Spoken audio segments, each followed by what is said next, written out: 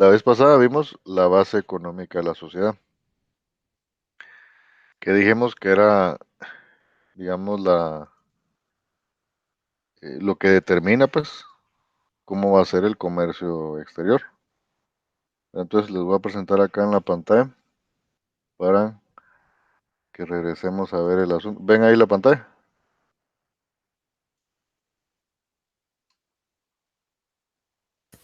Sí, Ah, excelente. Bueno, entonces, miren, pues, en la clase dijimos primero el origen del dinero. Después vimos la evolución de la tecnología. Después vimos la base económica de la sociedad. Y hoy vamos a ver la superestructura jurídico-política. Bueno, ¿qué es la superestructura jurídico-política? Regresando un poco, haciendo como un repasito ahí, vimos que la tecnología se divide en la técnica, que es la repetición, el ensayo y el error. Eso produce la evolución de las herramientas. Varias herramientas son el medio de trabajo y el objeto del trabajo depende del medio de trabajo. Entonces, esa es la tecnología. Vimos que la tecnología evoluciona de acuerdo a la relación de producción, que básicamente son cuatro: producción en sí, distribución, intercambio y consumo. La producción, que se divide en la parte agropecuaria, o sea, y extracción, producción agrícola, pecuaria y minera, o sea, logística de distribución, de comercio mayorista, ¿verdad? Entonces, eso es la parte de producción agropecuaria. Y la industrial, que vimos que era bienes de capital, bienes intermedios y bienes de consumo.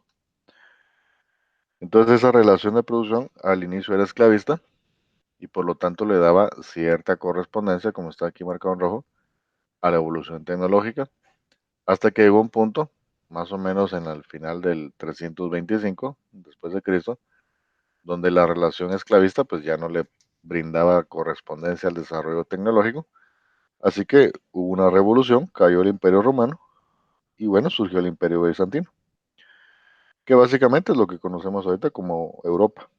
Todas las provincias estaba la provincia de Inglaterra, de Galia, de Germania, lo que ahora es Francia, Alemania, ¿verdad? Pero ya son provincias del Imperio Bizantino. Así que había una relación feudalista, ya no hay esclavos, ahora se produce con siervos, la distribución es con siervos, el intercambio también, el consumo. Así que esa relación feudalista le dio más correspondencia a la evolución tecnológica. Y bueno, ahí fue evolucionando, Sacro Imperio Romano, Holanda, Portugal, hasta llegar a España. Cuando hace 500 años España conquistó América, era la potencia mundial. Pero todo ese feudalismo, a pesar de que fomentó la evolución tecnológica, llegó a un punto donde se estancó, igual que con Roma. Entonces ahí el estancamiento fue en España. Cuando ellos descubrieron América, se volvieron por mucho en el país más rico y poderoso del planeta. Eh, pero eso fue su ruina también. Eso fue la ruina de España. O sea, España perdió su poder por el descubrimiento de América.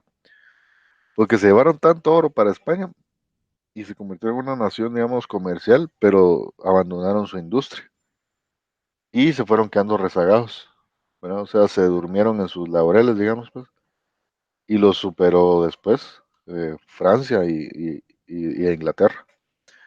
Entonces, por eso es que la Revolución Francesa es el fin del feudalismo, ¿verdad?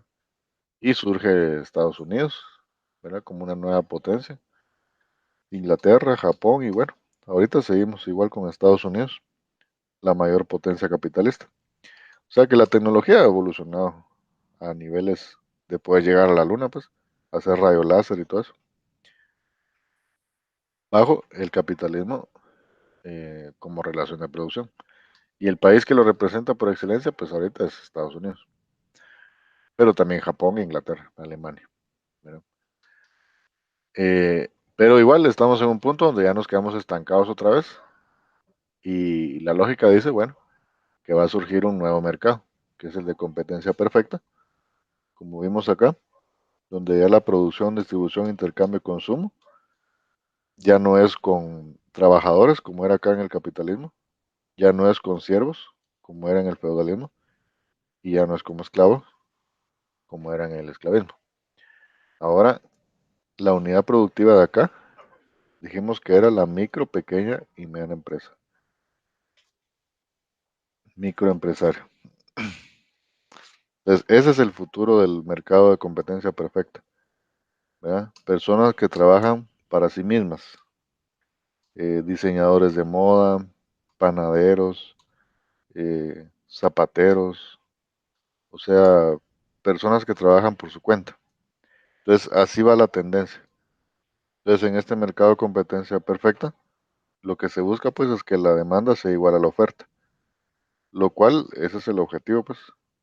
Puede haber dos modalidades, donde el Estado es 51% de la economía y la empresa 49%, o al revés, el Estado 49% y la empresa 51%. Si analizamos Estados Unidos, ellos tienen 34 de Estado y 66 de empresa. O sea que van llegando a esa proporción, pues. Cuba no. Ellos están 99 de Estado, 1% de economía.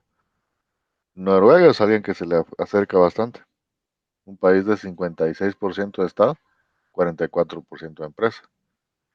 Si nosotros comparamos a todo esto con Guatemala, nosotros estamos así. 11% de Estado, 89% de empresa. ¿Verdad? O sea que según esta gráfica, ¿qué habría que hacer con Guatemala para que se acerque a ese tipo de mercado? ¿Qué piensan ustedes? ¿Subir impuestos o bajar impuestos? ¿Qué piensan? Pagar impuestos. Sí, o sea que si hay un partido político que vende, eh, por ejemplo, la idea de bajar más los impuestos, ahí estaríamos como regresando un poquito al pasado, pues, porque acá lo que se busca es subir el impuesto, y bajar la empresa para que llegue más o menos a una proporción así, o por lo menos para que esté como en Estados Unidos, pues. Y bueno, esa es la evolución de la tecnología. Ahora, la base económica de la sociedad. Dijimos que la base económica de la sociedad es el modo de producción, el cual se divide en la tecnología y las relaciones de producción. Entonces, esas dos cosas juntas hacen el modo de producción y la base económica social.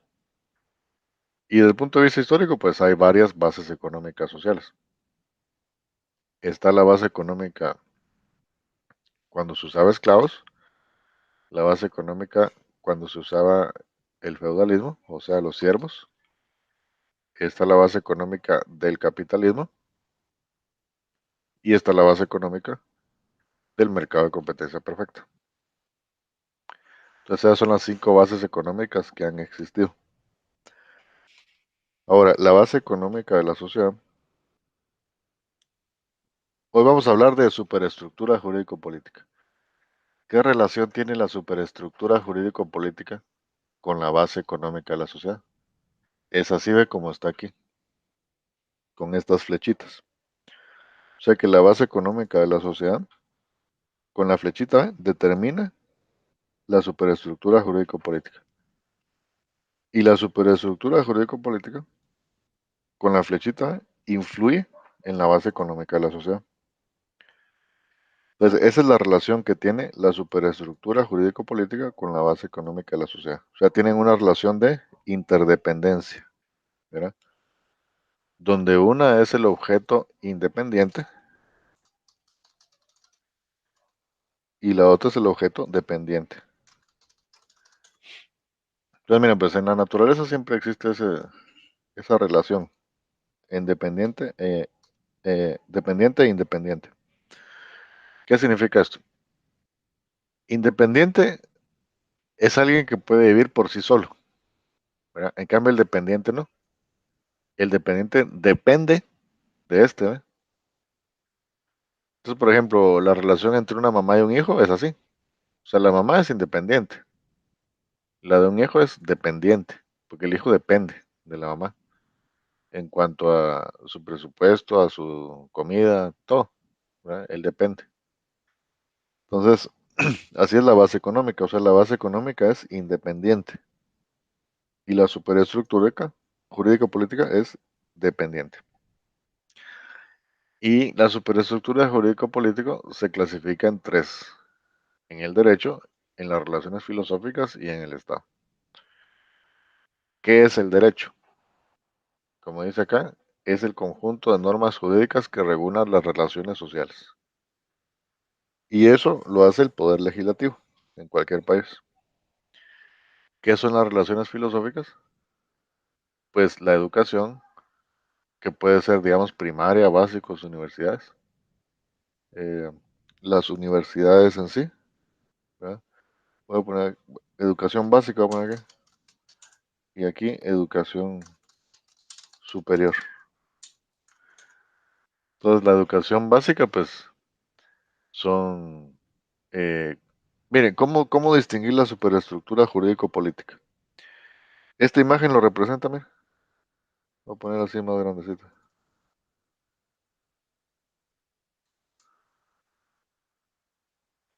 O sea, la superestructura jurídico-política son instituciones públicas.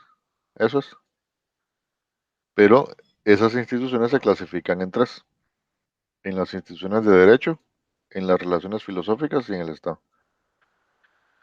Entonces, en las relaciones filosóficas tenemos aquí, digamos, escuelas, colegios, o sea, son edificios donde se reúnen niños y adolescentes y a veces ya adultos, ¿verdad? Entonces, eso es la educación primaria, digamos. En la educación superior, igual tenemos la misma historia, edificios, solo que ahí se reúne, digamos, ya gente más grande, ¿verdad? O también iglesias, ¿verdad? Porque en cuanto a la universidad y la iglesia, o sea, la ciencia y la religión, pues tratan de responder cada una por su medio. Eso, pues, las relaciones filosóficas. O sea, de dónde venimos, qué somos y a dónde vamos. Entonces, la persona promedio puede decir, bueno, yo voy a ir a aprender de eso a la universidad, ¿verdad? O yo voy a ir a aprender de eso a la iglesia, ¿verdad? Donde sea. Pero en ambos casos estamos hablando de edificios llenos de gente, ¿verdad? También tenemos los institutos técnicos, como la INTECAP, edificios llenos de gente también. Y también tenemos el arte, que aquí podemos hablar de pintura, escultura, música, actuación, teatro, deportes, ¿verdad? Eh, aquí voy a poner aquí entretenimiento también, porque podemos hablar del cine. Aunque eso del cine, saber cómo va a quedar ahora ustedes. Como estamos en un cambio así económico, saber cuándo va a volver a ver cine. Y honestamente les digo, saber si el cine va a regresar a como era antes. Porque ahora a la gente le gusta ver Netflix, ¿ves? Ver las películas pues en la casa, en su teléfono o en una plasma. O sea, el consumidor dice, ¿para qué voy a ir al cine, va? A pelearme con la gente, las colas, todo eso. Y si la persona tiene su plasma y sus audífonos, o sea, no sé cómo va a terminar el asunto del cine, pero si vemos de aquí para atrás, pues es un edificio donde se aglomera gente para entretenerse, ¿verdad? Y los deportes, pues, así como el Palacio de los Deportes, los gimnasios. O sea, miren, todas estas cosas que estoy hablando acá son edificios, ¿verdad? Donde la gente se reúne a filosofar, ¿verdad? Por cualquier medio, ¿verdad? Por cualquier medio de estos. Sobre qué somos, a dónde venimos y a dónde vamos, ¿verdad? Y por otro lado está el Estado. ¿Qué es el Estado? Es un conjunto de instituciones que hacen valer el derecho. O sea, el Estado hace valer el derecho, ¿verdad? ¿Y cómo lo hace? Por medio de dos grandes instituciones, que es el Poder Ejecutivo, o sea, la Presidencia de la República con todas sus dependencias, y el Poder Judicial, que es básicamente el organismo legislativo, el que regula las relaciones sociales de las personas, pues. Entonces, esas serían, digamos, las tres partes de la superestructura jurídico-política, ¿verdad? ¿Alguna pregunta de esas tres partes? Selvin.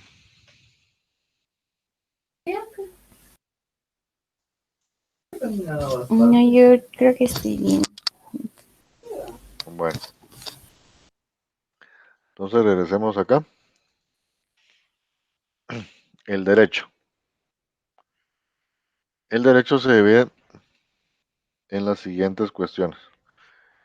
Primero, le voy a agregar aquí una fila. Va. Entonces, el derecho se divide en esto, ¿eh?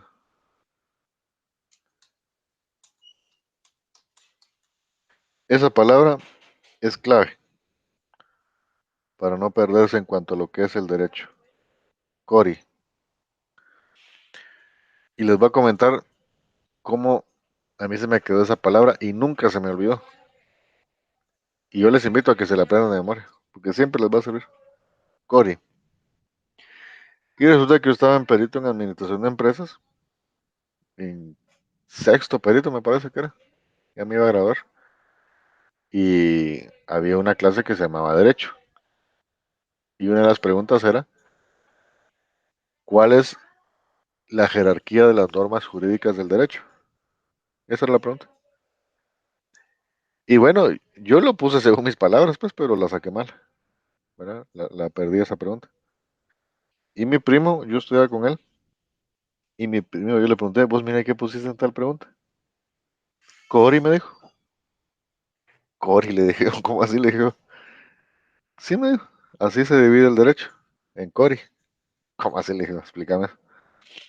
Cori es, la C es de normas, normas jurídicas constitucionales. La O es de normas jurídicas ordinarias. La R, normas jurídicas reglamentarias. Y la I, normas jurídicas individualizadas. ¿Verdad? Entonces así respondió él, que eso era así se dividía el derecho, en CORI. O sea, normas constitucionales, ordinarias, reglamentarias e individualizadas. Y bueno, él ganó la pregunta, yo no. Entonces, cuando nos dieron el examen, él sacó más puntos que yo. Entonces nunca se me olvidó. Dije, oh, Cori, nunca se me va a olvidar Cori. Entonces, así se divide el derecho. Normas constitucionales, normas ordinarias, normas reglamentarias y normas individualizadas. ¿Cuáles son las normas constitucionales? Es la Carta Magna, pues, o sea, la Constitución. No hay ninguna ley que esté sobre esa. Esa es la principal, es la mamá. Las normas ordinarias son los decretos del Congreso de la República. Decreto 3, decreto 37-2016, decreto no sé qué. Esos son los decretos, ¿verdad? Que están subordinados a la Constitución. Después están las normas reglamentarias, que son las normas que regulan a todas estas instituciones públicas que estamos hablando acá, ¿verdad? Y no solo a las públicas, sino que también a las privadas. Todas estas, ¿ve? Que hablamos de educación básica, educación superior, institutos técnicos, arte, pintura, escultura, música, actuación, teatro, deportes. O sea, todos estos edificios tienen reglamentos. Y todo eso cabe en las normas jurídicas reglamentarias, ¿verdad? Y por último están las individualizadas, que ahí estamos hablando básicamente del Código Civil y el Código Penal. Entonces, ese es el derecho. Entonces, ¿qué es el Estado? Es lo que hace valer el derecho, mediante la fuerza, mediante la coerción. Por eso dice normas jurídicas, porque son de cumplimiento obligatorio. Y si no se cumplen, hay cárcel. Bueno, entonces, eso es el asunto del Estado. Y las relaciones filosóficas están en medio, porque es como quien dice, la gente se interpreta el mundo que le rodea, ya sea por una película, por un deporte, por una iglesia, por una universidad o no sé, ¿verdad? Pero eso es la superestructura jurídico-política. O sea, es un conjunto de edificios donde se habla, donde se hace deporte, donde la gente se reúne, pues. Entonces, ¿alguna pregunta de lo que es la superestructura jurídico-política? Todo bien. Sí. Va, entonces ahora les voy a hacer yo una pregunta. ¿Dónde se produce la plusvalía? ¿En la base económica de la sociedad o en la superestructura jurídico-política? ¿Qué piensas, Elvin?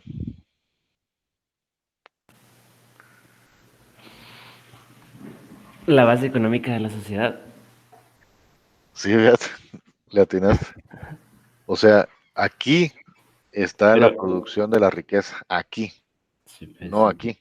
O sea, en el Congreso de la República no se genera ni un átomo de riqueza, ni en se, ninguna universidad. se gasta, mejor dicho. Exacto, exacto. O sea, aquí no se produce riqueza. Todo se produce acá, en la base económica, ¿verdad? Y sin embargo, la gente que trabaja acá, en la superestructura jurídico-política, principalmente aquí en las normas ordinarias, o sea, los diputados, ¿verdad? Llegan ahí y se enriquecen, ¿verdad? Pero ¿de dónde se enriquecen? De lo que se produjo aquí, mira. O sea, los diputados, insisto, ellos no generan riqueza. O sea, nadie que trabaje aquí en la superestructura jurídico-política, nadie genera riqueza. O sea, las películas de Hollywood no generan riqueza tampoco, porque uno no se las puede comer. Uno no puede decir, ah, tengo hambre, voy a ver una película, ¿verdad? No. O estoy sin ropa y me voy a poner una película, ¿verdad? O me voy a comer una canción, ¿verdad? O me voy a comer un cuadro de arte. O sea, todo esto de aquí, todas las relaciones filosóficas, el Estado y el derecho, todo eso no me lo puedo comer. Todos estos servicios no son servicios de que generan riqueza, ¿verdad? Sino que todos estos servicios eh, prácticamente lo que hacen es administrar la riqueza, pero no la crean. Esa se crea aquí, ¿ve? En la base económica de la sociedad. O sea, en la producción, distribución, intercambio y consumo, ¿verdad? Pero la plusvalía solo se da en el sistema económico capitalista, ¿no? Va, mira, pues, ¿qué es plusvalía? La Es- plusvalía, mira, pues, la historia de la plusvalía empieza con un economista que se llamaba, lo voy a poner aquí, Adam Smith. Él fue el que primero que empezó a hablar de la plusvalía, un economista de finales de 1700. Pero entonces, él explicaba que la plusvalía se generaba con el capital, decía él. O sea, que el capital genera plusvalía. Después había otro que se llamaba David Ricardo, que era otro economista bien famoso también, posterior a Smith. ¿Verdad? Entonces, él era inglés. Bueno, Adam Smith y David Ricardo eran economistas ingleses. Entonces, también David Ricardo profundizó un poco más en la plusvalía. Y bueno, él llega a la conclusión de que la plusvalía se genera en las empresas. O sea, Adam Smith decía que se producía en la sociedad, ¿verdad? Adam Smith escribió un libro que se llamaba La riqueza de las naciones, ¿verdad? Y ahí decía él que el intercambio comercial de las naciones era lo que generaba la plusvalía.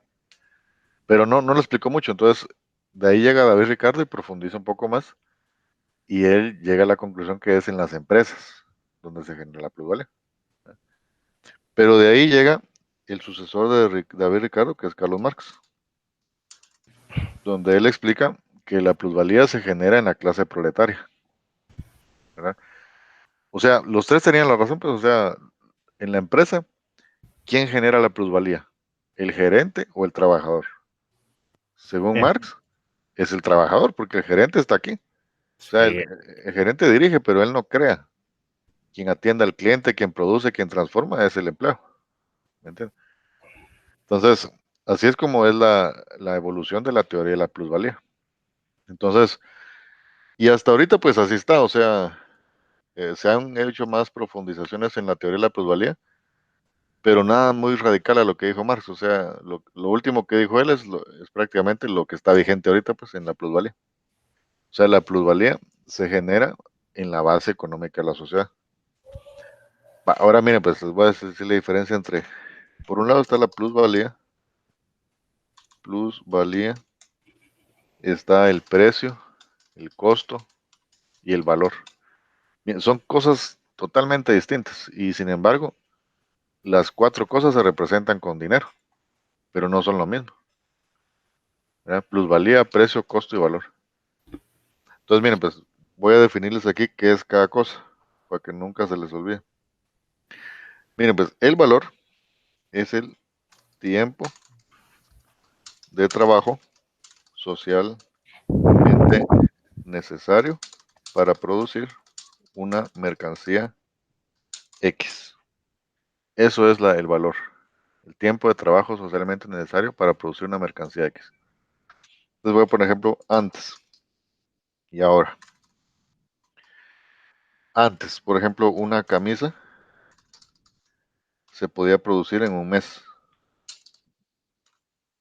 ¿Verdad? O sea, ese era el tiempo de trabajo socialmente necesario para producir una mercancía. De repente habían costureros que lo podían hacer en 3 semanas y otro que le tomaba 2 meses. Depende de la calidad de cada quien. Pero el promedio, pues, por eso dice tiempo de trabajo socialmente necesario para producir una mercancía. Entonces, es un promedio. Le voy a agregar aquí un poquito más de palabras para definir más el concepto. Dice, con la tecnología media. O sea, puede ser que hayan costureros que usen ya la rueca y otros que lo hacen a mano. Pero en promedio, un mes. Con la intensidad media. O sea, hay empresas que lo hacen más rápido porque venden al por mayor y exportan. Y hay empresas que lo hacen más corto porque venden al por menor y es consumo local. Pero por eso digo, y la intensidad media, pues, hay una que produce 10 camisas en una semana, otra que produce 20, otra que produce 2, pero sacando el promedio es con intensidad media. Entonces, es el tiempo de trabajo socialmente necesario para producir una mercancía X con la tecnología media y con la intensidad media. ¿Verdad? En un momento histórico determinado. Entonces, por ejemplo, ponemos antes, 1700, un mes para hacer una camisa. O estamos en el 2020. ¿Cuánto creen que le toma a la industria producir una camisa? Segundos. Exacto, o sea, estamos hablando de 60 segundos, ¿no? O sea, las maquilas, olvídense. Ellos producen camisas, pero olvídense, en una cantidad industrial, pues. O sea, si se dan cuenta, el tiempo de trabajo socialmente necesario para producir la mercancía ha ido bajando, ¿verdad? O sea, el valor ha ido bajando. O sea que antes una camisa era más valiosa. Ahora una camisa es menos valiosa. ¿Por qué ha ido bajando el valor? Porque como la tecnología sube, ¿verdad? Por todo eso que hablamos, ¿verdad? Por la evolución de la tecnología. Entonces, como la tecnología sube, el objeto del trabajo ahora requiere menos tiempo, ¿verdad? Entonces, de esta fórmula podemos sacar una conclusión. Miren la pregunta. ¿Por qué el oro vale? ¿Cuál es el valor del oro? Es muy alto. El tiempo que se tardan en extraerlo. Eso, ese es el valor del oro. El tiempo que saca, que toma sacarlo de la tierra y transformarlo. Ese es el valor del oro, ¿verdad? O sea, a mayor tiempo de trabajo socialmente necesario para producir una mercancía X, mayor valor, ¿verdad? Pero siempre y cuando no se pase de la media, con la tecnología media, con la intensidad media y con un momento histórico determinado medio. Por ejemplo, ahora que la camisa se produce en 60 segundos, ¿qué pasa si yo la hago en 5 minutos? O sea, podría yo decir que como yo me tardé 5 minutos, o sea, más tiempo, pues, en producirla, esta camisa es más valiosa que esta. ¿Qué piensan ustedes? Porque a mayor tiempo de trabajo socialmente necesario, más valor. Entonces, como yo me tardé 5 minutos acá, vale más la camisa, ¿o no? ¿Qué piensan ustedes? Pues siguiendo el sentido de ese concepto, sí, ¿no? No, fíjate, no. Porque como dice aquí, ve, con Con la la ten- intensidad media, con la tecnología media. Entonces, si yo estoy aquí produciendo en 5 minutos, ¿verdad? Entonces yo ahí estoy perdiendo, porque mi costo es alto. O sea, Mm, la mayoría produce en 60 y yo estoy haciéndolo en 5. O sea, estoy produciendo menos unidades al día. ¿Bien? Entonces vendo menos. Entonces estoy siendo menos eficiente, ¿verdad? Entonces, ese es el asunto, que tiene una relación directamente proporcional, pero siempre con estos paliativos, ¿ve? Con la tecnología media, con la intensidad media y en un momento histórico determinado, ¿verdad? Entonces, al revés, ¿qué pasa si yo estoy produciendo una camisa en 45 segundos?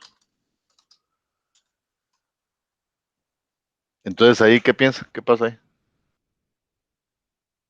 Es menos tiempo de trabajo socialmente necesario. Entonces, ¿es menos valor o más valor? Yo creo que mantendría el valor, ¿no?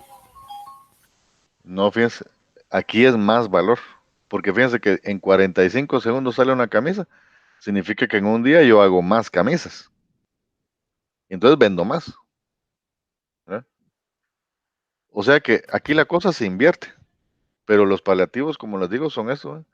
La tecnología media, la intensidad media y el momento histórico determinado. Entonces, cambiamos de mercancía, digamos de carro. Carros, antes se tomaba un mes hacerlo, y ahora se le toma una hora, imagínense. Entonces, ¿qué pasó con el carro?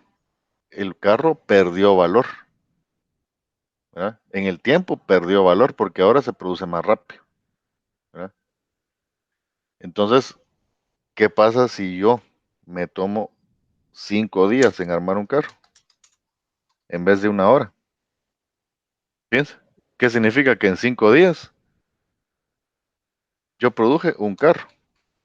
Mientras esta empresa en 5 días, ¿cuántos carros hizo? Imagínense, 8 horas diarias por una hora que se toma, por 5. Fíjense, en esta empresa se produjeron 40 carros, mientras yo aquí hice solo uno. Imagínense. ¿Por qué? Entonces, ¿qué es lo que manda? Lo que manda es esto, ¿eh? Eso es lo que manda, porque ese es el tiempo de trabajo socialmente necesario. O sea, así es el promedio industrial. Entonces yo tengo que producir por debajo del costo del promedio industrial, ¿va? Para estar en la competencia. Entonces, si yo quiero ser competitivo acá, yo tengo que producirlo por lo menos en una hora.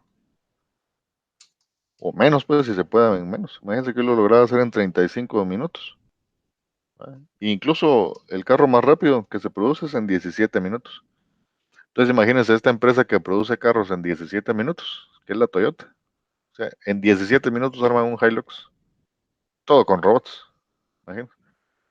Entonces, significa que esta empresa está a la vanguardia, ¿verdad? Está a la vanguardia porque produce de manera más eficiente, porque el promedio es una hora, pero ellos lo están haciendo en una hora, hacen casi tres. ¿Imagínense? Entonces, ese es el valor, es el tiempo de trabajo socialmente necesario para producir una mercancía, con la tecnología media, con la intensidad media, ¿verdad? Entonces, ¿tienen alguna pregunta de eso? No. todo bien, todo bien. Ahora vámonos al costo. El costo es otra historia, ¿verdad? ¿Qué es el costo? Bueno, es la diferencia entre el precio de venta y la utilidad.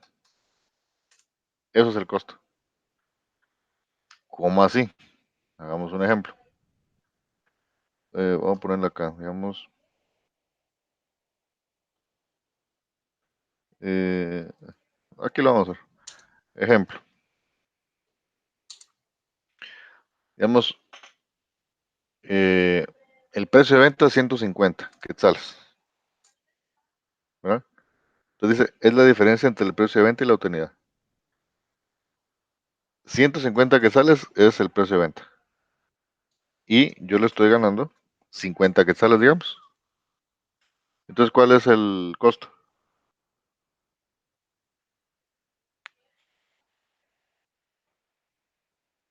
¿Qué piensa? Si el precio de venta es 150 y la utilidad es de 50, ¿cuánto es el costo?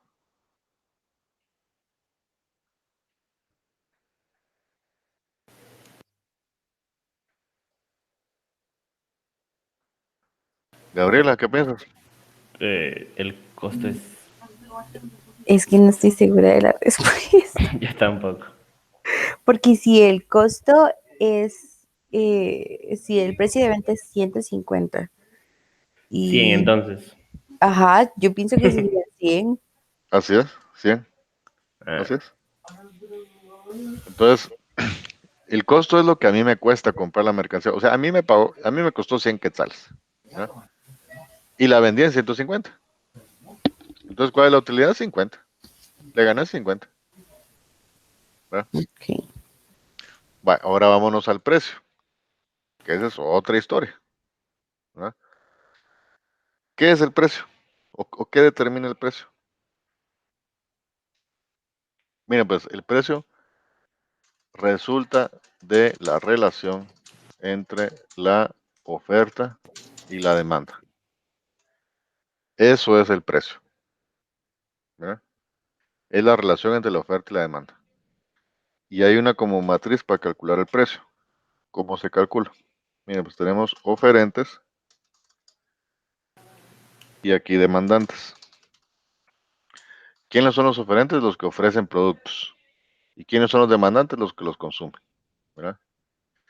Entonces, tenemos una matriz donde hay muchos oferentes y muchos demandantes. ¿Quién pone el precio entonces ahí? Cuando hay muchos oferentes y muchos demandantes. El precio se fija cuando la oferta es igual a la demanda. ¿Verdad? O sea, el precio lo regula la oferta y la demanda. ¿Verdad? Pero ahora miremos acá el otro caso. Cuando hay muchos oferentes, pero hay pocos demandantes. ¿Quién pone el precio ahí? Voy a poner aquí. ¿Quién pone el precio?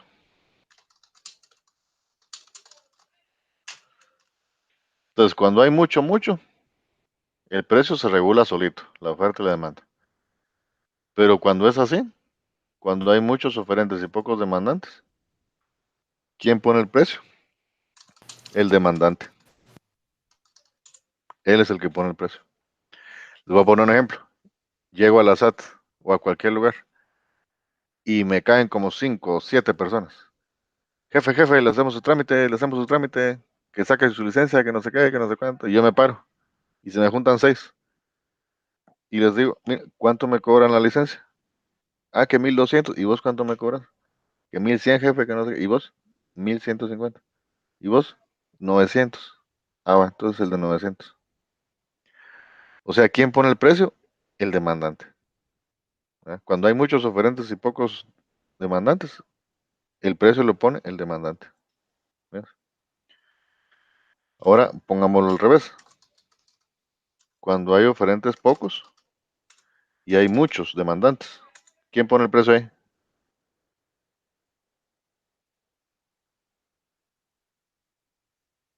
A ver, ¿quién pone el precio? sería el oferente, ¿no? Porque tiene la opción de... Exacto, oferente. Él es el que pone el precio. Y aquí hay diferencias. ¿Verdad? Eso es como que se subdivide. ¿Verdad? Entonces, miren, pues, ¿cómo es la subdivisión? Cuando hay, vamos a ver, oferentes hay pocos. Hay dos clases de pocos. Vamos a ponerlo aquí, para que ustedes vean. Voy a poner así colorcito distinto. Hay dos clases de pocos. Bueno, de hecho hasta hay tres clases, pero vamos a ponerlo así. Miren, pues, oferentes. O sea, este poco se clasifica en tres, ¿verdad? Miren, pues, aquí tenemos igual, ¿verdad? Cuando hablamos de pocos, podemos hablar de uno y muchos. O sea, cuando hay un solo oferente y hay muchos demandantes, ¿quién pone el precio?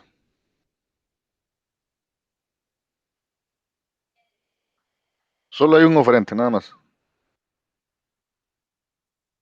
Y demandantes hay muchos. ¿Quién pone el precio? ¿El oferente? Exacto. Y eso se llama monopolio. ¿Verdad? El monopolio es cuando hay un solo oferente y muchos demandantes. Entonces ahí, ¿quién pone el precio? El monopolio. ¿Verdad? Aquí en Guatemala, ¿qué ejemplo tenemos de eso? El cemento. El cemento es solo una empresa, nada más la que hay. La familia Novela. Nadie más tiene derecho a meterse al sector del cemento. Ellos son los dueños de Cementos Progreso. Y creo que la cerveza es igual, ¿no? Con Sí, las... también la cerveza. Y el pollo. Olvídense, aquí Pollo Rey es el monopolio del pollo. O sea, los Gutiérrez, solo para que ustedes se imaginen, pues, hay 50 empresas que importan maíz.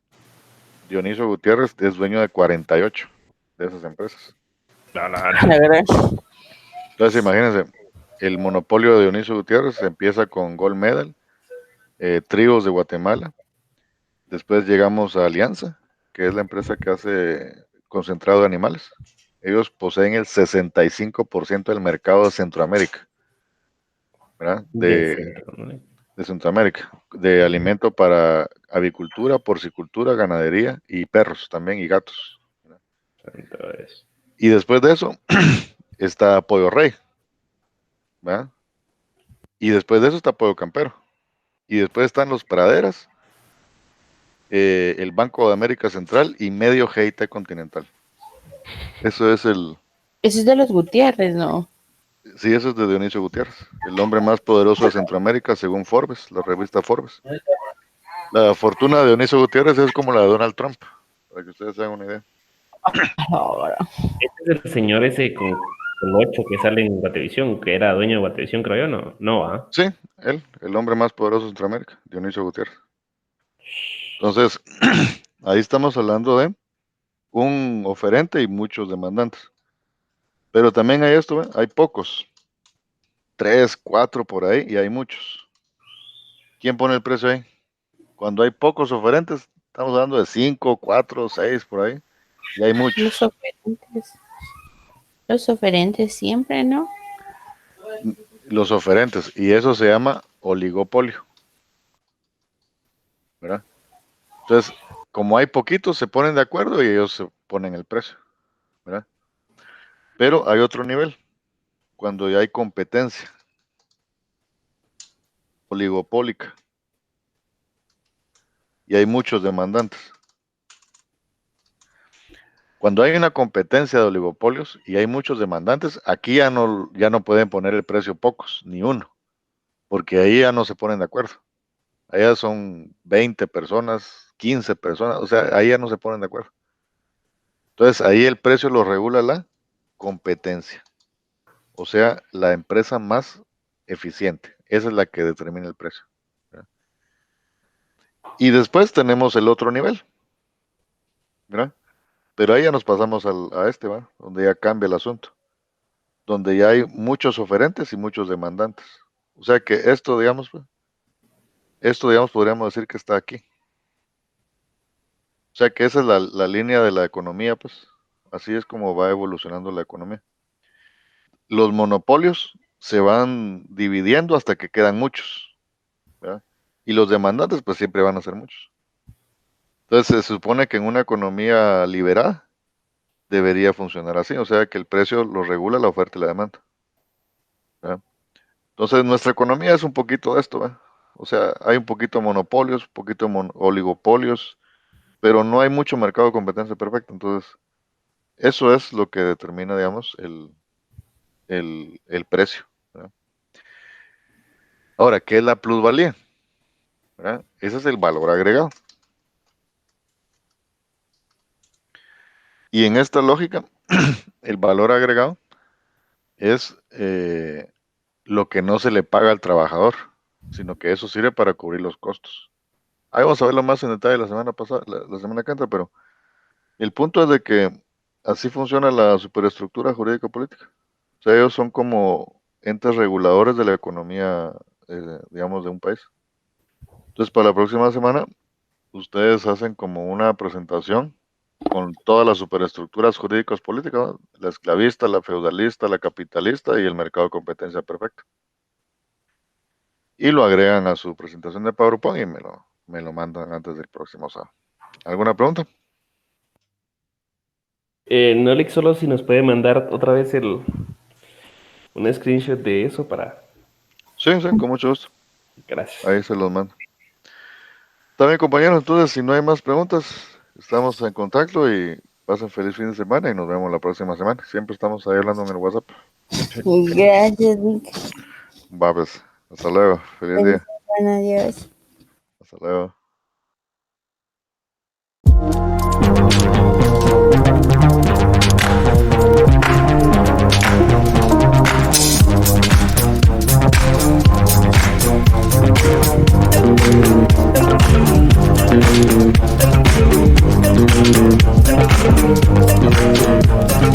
Una maquinita y dice la América.